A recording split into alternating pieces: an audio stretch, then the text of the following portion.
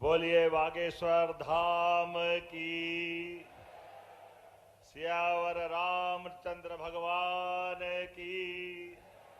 और महाशिवरात्रि परसों है और गौरी शंकर बनाने का अभियान बाबा के आशीर्वाद से विवाह के प्रसंग पर शिवरात्रि को हजारों लाखों साल पुरानी सनातन संस्कृति की धारा को अद्भुत रूप से आपने धारा जीवंत की। महाराज जी जोरदार अभिनंदन।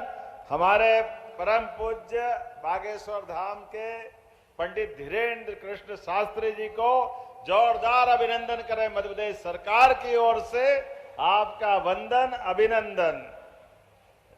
इस मंच पर ही विराजमान परम पूज्य जगत गुरु राम कमल जी वेदांती महाराज साहब को भी सादर प्रणाम। मंच पर विराजमान परम पूज्य बालक योगेश्वर दास जी महाराज बद्रीनाथ आपका अभिनंदन। आपके साथ साथ पंडित माधव तिवारी जी महाराज वृंदावन धाम आपका अभिनंदन।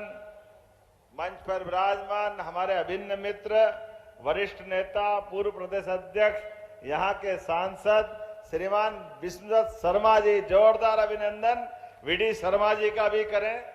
यहाँ दो मंत्री विराजमान हैं, माननीय मंत्री दिलीप अहिरवार जी। कहाँ अहिरवार जी? जोरदार अभिनंदन। माननीय मंत्री लखन पटेल जी आपका भी स्वागत अभिनंदन।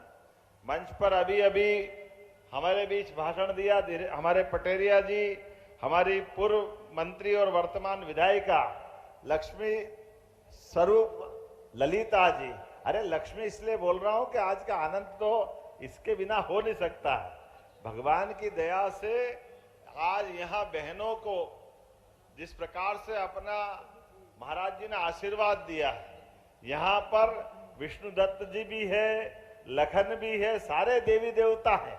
कितना आनंद आ रहा। महाराज जी आपको बधाई दे रहा हूं। सच में आपने बड़ी भूमिका अदा की। मैं अपनी ओर से, अपनी सरकार की ओर से बीते समय यशस्वी प्रधानमंत्री ने आकर के यहाँ पर सनातन संस्कृति की धारा को मजबूत करने के लिए, सेवा के भावना को मजबूत करने के लिए कैंसर हॉस्पिटल की सौगात दी थी। जोरदार अभिनंदन श्रीमान नरेंद्र मोदी जी का भी करें। सच में हमारे देवस्थान ये चमत्कारिक रूप में हो सकते हैं। एक मंदिर के आसपास अस्पताल भी है और ये चतुर्भुज बनाने का संकल्प भी है। वाकई अद्भुत है। 16 संस्कार में से सबसे बड़ा संस्कार ये विवाह संस्कार होता है। और ये परंपरा में महाराज आपके माध्यम से परिवार में अमरता की अगर कोई पहचान है तो चतुर्भुज होने के बाद अपनी संतान के माध्यम से गोत्र को भी अमर करना और सनातन संस्कृति को भी अमर करना की धारा है। मैं आपका वंदन करता और सबको बधाई देता हूं। सारे विवाह के इस मंडप में बैठे सभी दंपतियों को, क्योंकि दुश्मन लाख चाहे तो क्या होता है, होता वही जो बाबा महाकाल को मंजूर होता है। सदियों रहा है दुश्मन सारे जहां हमारा।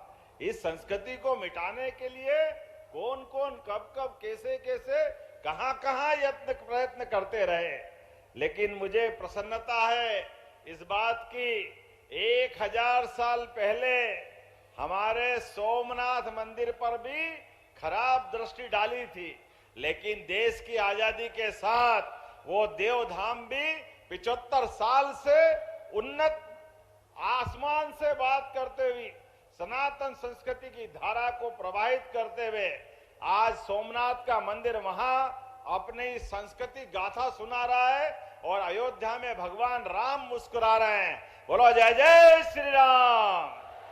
और जब राम जी मुस्कुरा रहे हैं तो बागेश्वर धाम में कैसे कोई पीछे रह सकता है। सच में धीरेन्द्र शास्त्री जी महाराज जब बोलते हैं तो ऐसा लगता है कि दुश्मन की छाती डोलती है, सनातन संस्कृति का आनंद आ जाता है। इतने प्रकार से संतों के माध्यम से संस्कृति पे गर्व करने का मौका महाराज जी आपके इन संकल्पों के साथ मध्य प्रदेश सरकार सदैव कदम से कदम मिला के खड़ी है। आपके प्रकल्प पे आज हमको गर्व है। आज यहाँ इस स्थान पर आकर के पूरा मंच धन्य है। और जितने बेटे बेटी है, महाराज जी थोड़ा आपका मन और बड़ा सरकार के साथ आपको खड़ा रखते हैं। आप अगली बार 3,000 करो, प्रत्येक बेटी के लिए 51,000 सरकार के माध्यम से दिलवाएंगे, उनका सबका विवाह सरकार के माध्यम से कराएंगे। और शिवरात्रि को तो आपने धन्य किया है।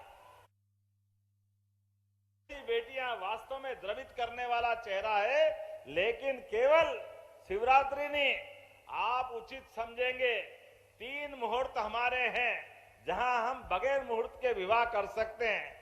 देवोत्थान एकादशी, बसंत पंचमी और फिर आने वाली अखा तीज, अक्षय तृतीया, तीनों तारीख पक्की कर लें। आप हर बार विवाह मंडप में जोड़े लाएं, पूरे पैसे सरकार देगी, सरकार के माध्यम से सबका विवाह कराने का काम हमारी सरकार के माध्यम से होगा। जब अच्छे काम हो तो सुबह शीघ्रम, काहे की देरी है। मेरी अपनी ओर से आज के इस अवसर पर सच में बेटे बेटियों आप भाग्यशाली हो। हमारे लिए विवाह का ये शुभ अवसर, मुझे इस बात की प्रसन्नता है, ये सामूहिक विवाह के माध्यम से हम अनावश्यक खर्चों पे भी कंट्रोल करते हैं। समाज के अंदर अच्छे बुरे कई प्रकार के दिन सबके बीच में आते हैं, लेकिन अच्छा व्यक्ति भी समाज के इन अच्छी बातों को अपनाना चाहिए।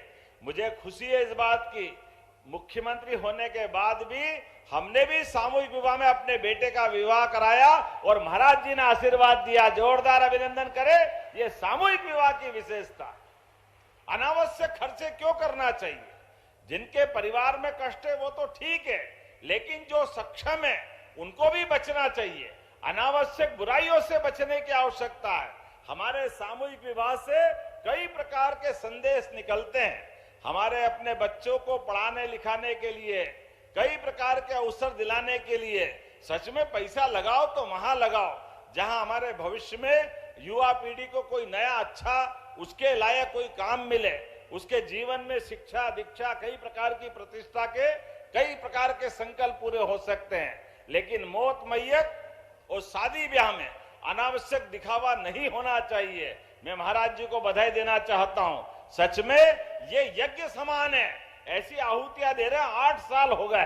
कितने सारे बेटे बेटियों के आप पिता की भूमिका निभा रहे हैं। सच में हमने आज इस आयोजन के साथ सब साक्षी बनकर के संकल्प करें, अनावश्यक कोई खर्चा नहीं करेंगे, सामूहिक विवाह को प्रोत्साहन देंगे, मौत मैयत की व्यवस्थाओं में भी जहां तक हो सके अनावश्यक से। एक बार फिर सारे बेटे बेटियों को बधाई।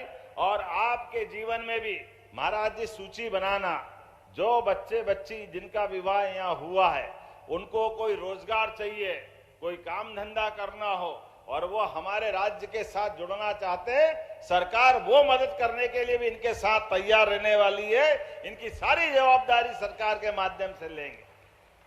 आज के इस अवसर पर मैं पुनः महाशिवरात्रि के पावन पर्व की आपको अग्रिम बधाई देता हूं और उम्मीद करता हूं अच्छाई का ये यज्ञ सदैव अपनी यज्ञ की ज्वालाओं के माध्यम से सुगंध और स्मरण कराता रहेगा कि ऐसे अच्छे काम करने वाले लोग लगातार इससे जुड़ते रहें। मेरी अपनी ओर से पुनः बधाई, बहुत बहुत धन्यवाद। बोले बागेश्वर सरकार की, सन्यासी बाबा की। मेरी अपनी ओर से पुनः आप सबका वंदन अभिनंदन। जय जय सिया राम।